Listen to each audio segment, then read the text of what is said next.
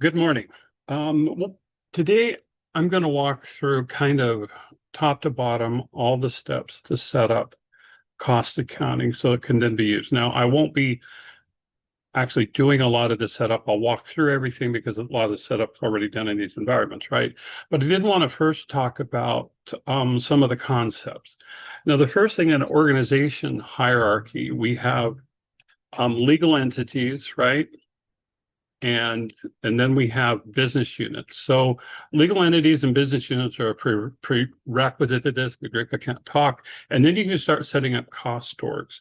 So cost orgs can be many to one. So many cost orgs to one business unit, or as I call them, profit center business units. And I can also have multiple inventory orgs to one cost org. So this is as we go down the hierarchy here. Let's see if I can get this screen to move forward. So cost org is a group of inventory orgs that belong to the same legal entity. They form a shared cost, accounting policies, etc. And then we have inventory orgs, and those are, I call those like facilities or warehouses.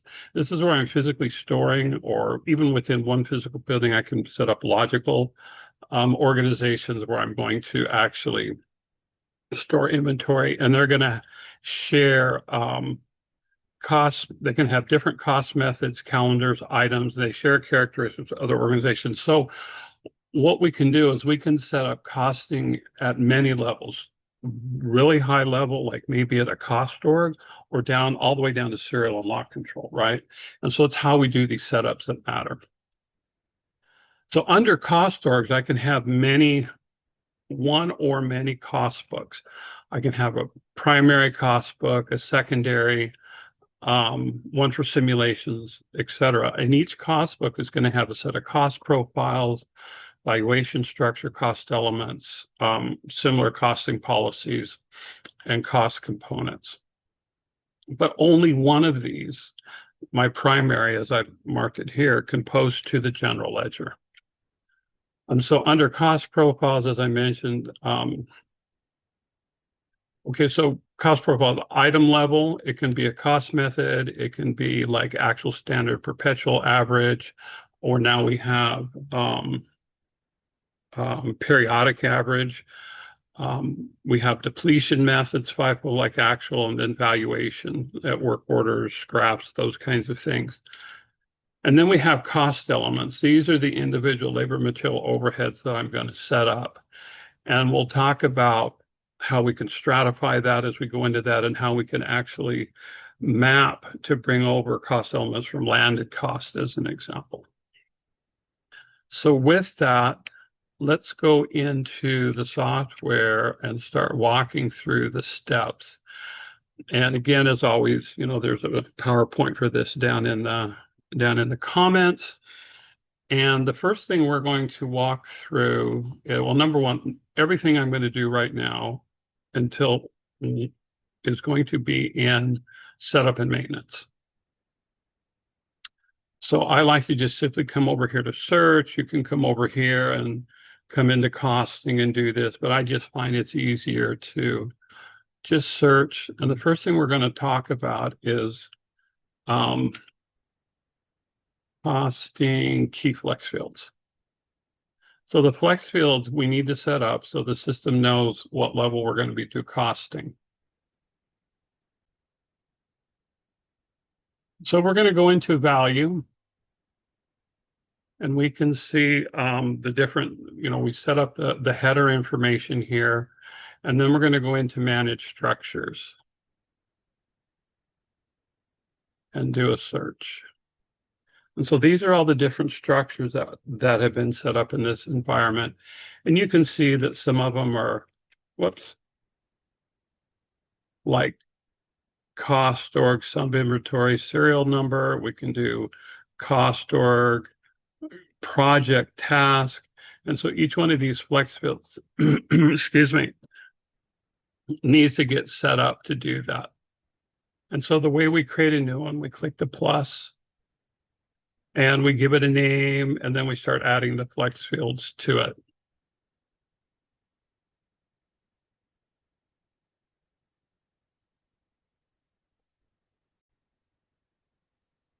So what I'll do here is actually open up one that's out here. We can talk through it. We'll do a lot control. So we give it a name. I like descriptive names here. We can give it a longer description. What's my delimiter? This is for presentation purposes, right? And then I start adding in my segments that I want to at what level, right? So this is the cost org, which is the highest level, inventory, sub-inventory, and lot. So this is going to be a lot control product.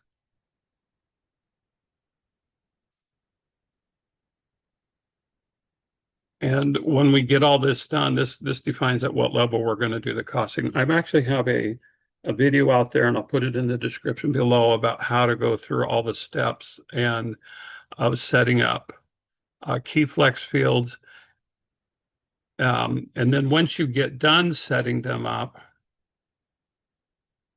you have to come out and do the deploy. If you don't deploy, they won't be out there and they can't be used. So again, I'll put a link to that video in the description below. There are going to be many links to different videos. I've done a lot of this as individual segments. And so this is kind of bring it all together, and I'll link out to all the individual segments, because a lot of times we only need help with one or more of the segments and not maybe the whole setup. So once we have the key flex field set up, the next thing that we're going to do is set up our cost books.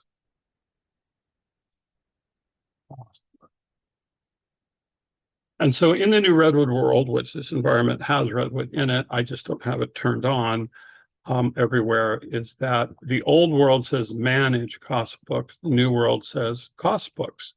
So if you want to see Redwood, you click on cost books and it'll bring up the Redwood screens.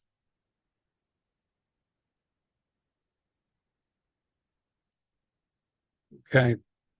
And so if you're like me and kind of like the old world, I'll click on manage cost books and we have the same list. So in here, we just simply set up our cost books, right? So we give it a name. When I do things in databases that are for testing, I always put my initials on there. Actuals cost book. And then we identify it as whether it's a periodic average cost or not, which this is not going to be. I'm also going to just X this out. I don't really want to add that, but you can see we have many, many cost books out here in our database. So cost books fairly easy to set up, just a couple steps. And the next thing that we will set up or take a look at in our case is cost orgs.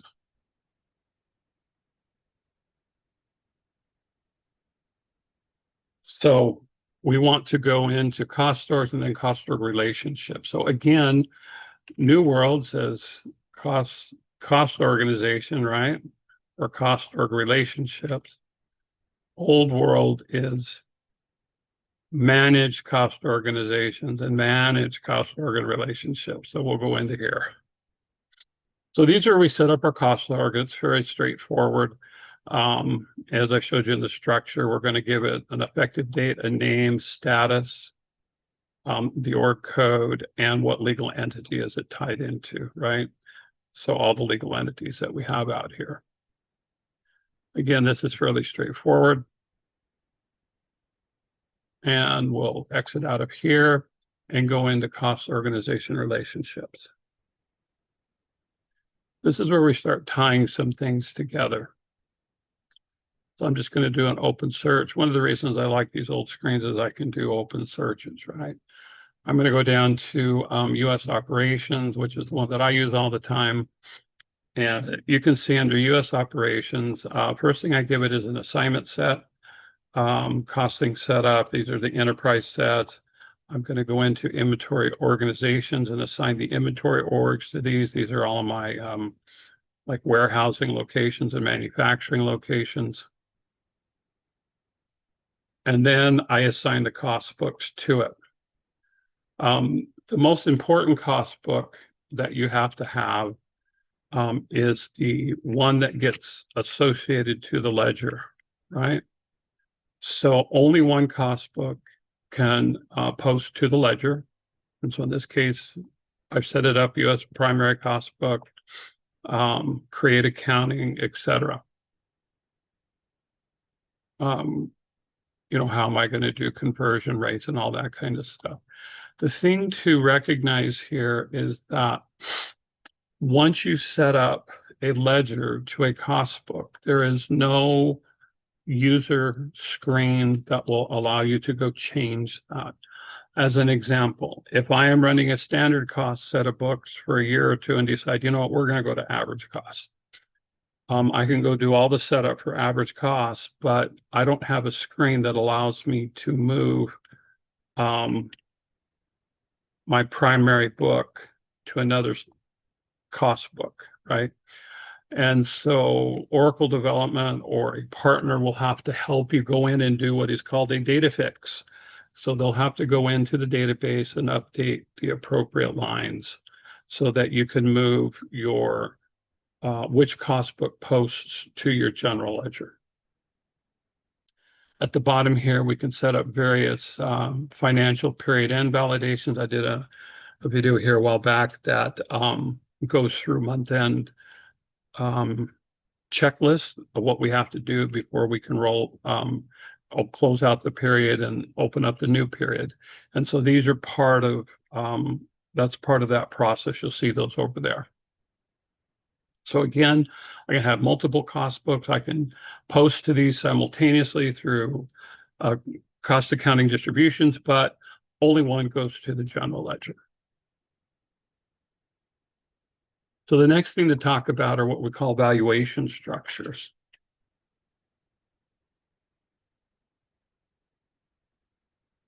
So again, we're going to go into valuation structures. Probably the wrong one.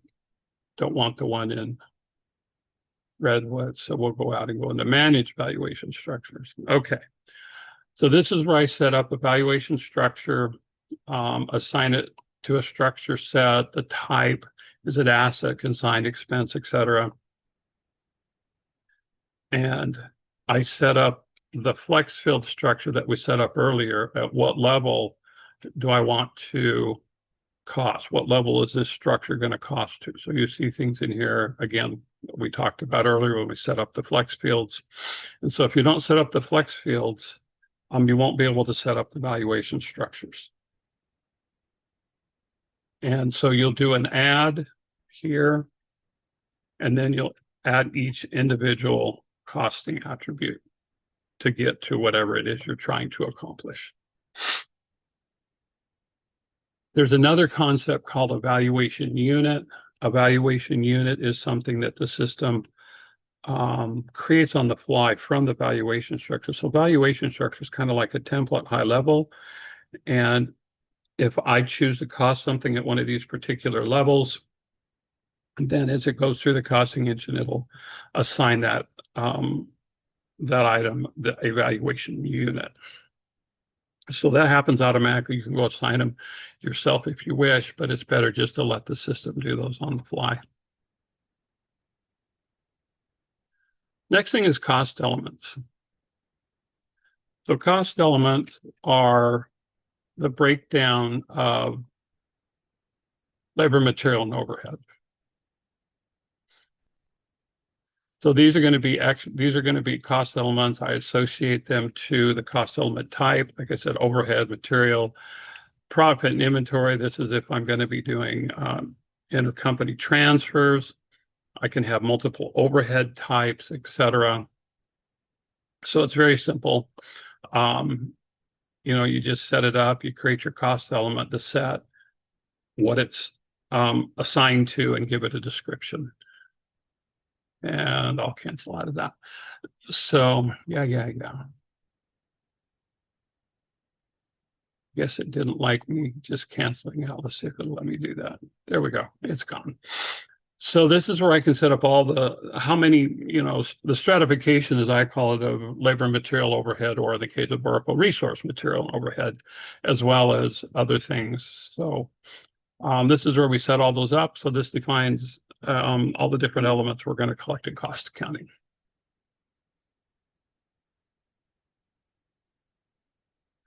So the next thing that we have to do is set up cost profile.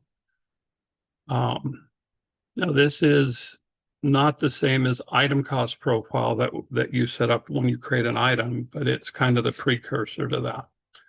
So here's item cost profiles. First, we'll go into manage cost profiles. This is where we set up our different cost profiles. You know, is it going in the case of Oracle, we set things up. It's a standard asset or it's a standard expense. If you're don't know what expense is, Oracle allows you to have physical inventory that is expensed rather than physical inventory that is set up as an asset. So that's the difference there. And it also gives you the opportunity to do consignment cost profiles.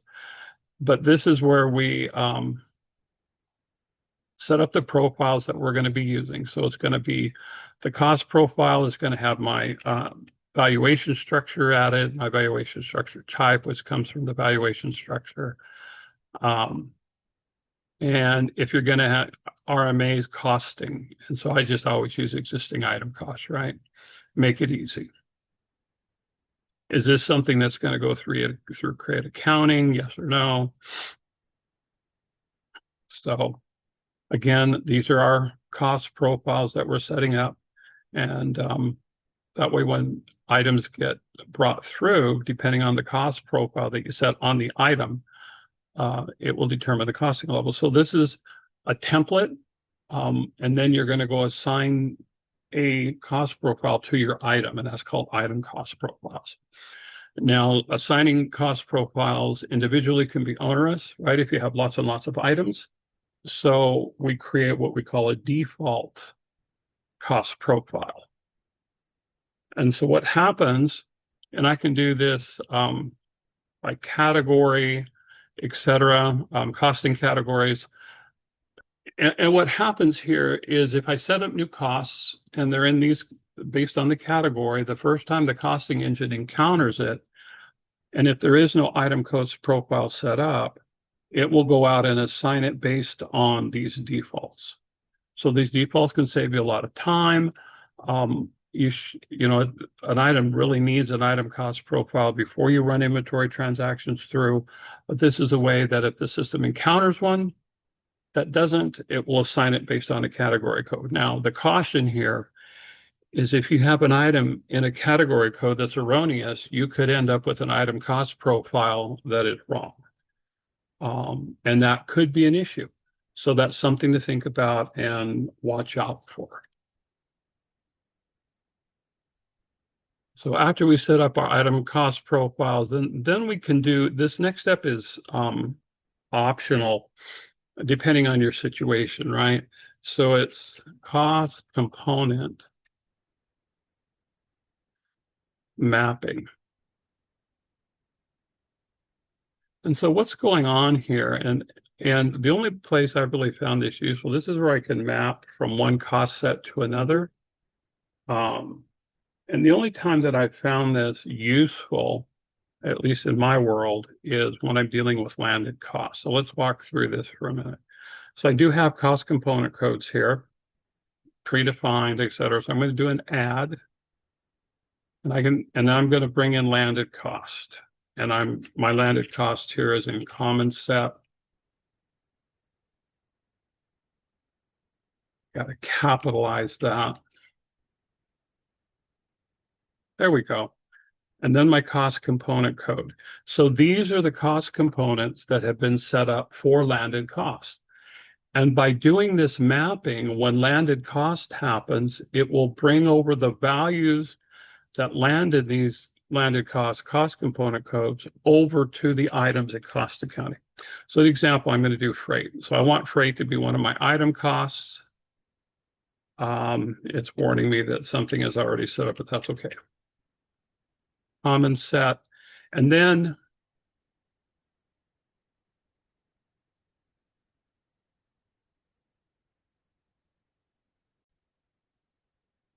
okay, so I didn't realize somebody had already set this up, so I had to go figure out why it was giving me an error. So as again, I selected the freight, and then I can select which of the cost components do I want to bring that landed cost, freight into, and cost accounting. And it's been selected to be iFreight, which is inbound freight. Somewhere up here, you can see that all these IMs are profit inventory, there's freight. So what I'm saying here is that when I get a freight invoice and it's associated to an item at landed cost, bring it over to the item cost in cost accounting and assign it. And it'll be part of overhead in this case.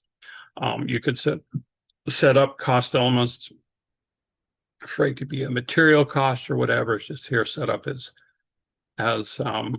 an overhead cost. So again, this is really useful because and then you can set up standards. If it's a standard cost item, you can set up standards for these landed cost items. If it's average cost, then landed cost will update your cost as invoices come in and they're paid and those kinds of things in landed cost. So it's really kind of nice, at least in the landed cost world, to be able to bring these items over, these costs over into cost accounting. So cancel out of that. And we'll go to the next step, which is overhead expense pools. So we're going to go to expense pools. And we're going to go to overhead, manage overhead expense pools. And so these are all the expense pools where we set them up. So when I have costs that require an expense pool, like resources and labor, I have them all set up. This is required to associate labor and overhead with an expense pool, where right now it doesn't do anything else. So I know there's some thoughts in the future to associate expense pools to ranges of account numbers in general ledger. That hasn't happened yet. I've been waiting for that for a very long time, but they haven't got there yet. So while expense pools are required, there is no further functionality to them, but it can be used in reporting. So we're going to save and close out of that. The last kind of thing that again, that it's an optional situation is if you want to go and create what are called accounting overhead rules. I've done a whole video on this that I'll put in the link down there with everything else. Managing or accounting overhead rules are ways to add overhead to average cost items. Whoops.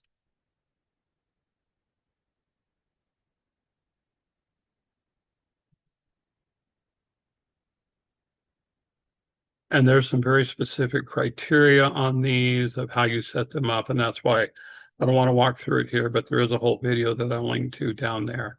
And so when the cost processor runs, it will come out here and look for these overheads that have been set up. So it'll bring it into the average cost of the item. This is, I've tested this. It doesn't work on standard costs. This is pretty much an average cost way of doing overheads. So again, we've walked through the steps. We'll go back up here. These are the steps that I've walked through, pretty much in the order that they probably should be done. But if you already have a setup done and you want to do extra setup, then you can go in and deal with them individually. I will link. I have several videos that address some of these issues, some of these setup steps. I'll put them all in the link below. Hope this was helpful, and I hope you guys have a great day. Thank you.